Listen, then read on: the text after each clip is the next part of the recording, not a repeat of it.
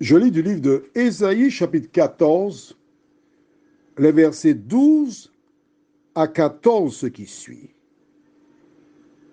Te voilà tombé du ciel, astre brillant, fils de l'aurore.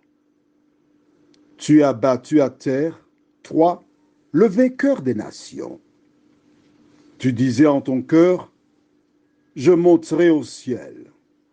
J'élèverai mon trône au-dessus des étoiles de Dieu. Je m'assiérai sur la montagne de l'assemblée, à l'extrémité du septentrion. Je monterai sur le sommet des nues. Je serai semblable au Très-Haut. Prions. Notre Seigneur, notre Dieu, nous te remercions pour le privilège que nous avons une fois de plus de venir vers toi pour découvrir ta parole et comprendre ce qui se passe dans notre monde troublé. Que le Saint-Esprit nous accompagne une fois de plus afin que nous comprenions l'histoire de la race humaine, l'histoire du salut, ainsi que le plan de la rédemption, nous t'en prions. Que le Saint-Esprit nous aide au nom de Jésus et pour ta gloire éternelle. Amen. Beaucoup de personnes me posèrent cette question. Mais pourquoi Dieu n'a-t-il pas détruit le diable quand il pécha? Pourquoi l'a-t-il laissé faire? Et cette question mérite que nous nous attardions pour y répondre ce soir. Dieu a créé des hommes, mais avant les hommes, il a créé des anges. Et il y avait le chef des anges qu'on appelle Lucifer. C'était une créature spéciale, libre. Et puisqu'il était le chef des anges, un jour, il a eu la bonne idée, la sienne du moins, de vouloir supplanter Dieu. Comme tu as lu, nous avons lu cela dans Ésaïe 12, 14.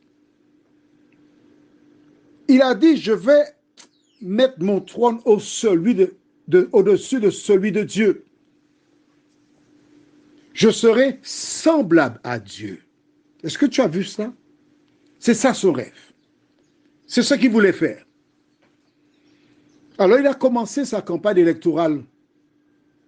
Il a expliqué aux autres anges des propos pour noircir, pour détruire la réputation de Dieu. Et un tiers des anges ont cru à sa campagne et à sa propagande. Que faire? Si Dieu avait détruit le tiers des anges qui s'est rallié à lui, ainsi que cet homme, que cette créature, les autres anges auraient eu peur de Dieu. Ils diraient, Lucifer avait raison. Comprends-tu ce que je dis? Eh oui. Et les anges ne pourraient pas servir Dieu parce que la base de Dieu, c'est l'amour. Ils le feraient par crainte, par peur d'être tués. Ce n'est pas la façon divine. Et ainsi, il y eut guerre au ciel. Parce que Dieu a créé toutes ces créatures libres.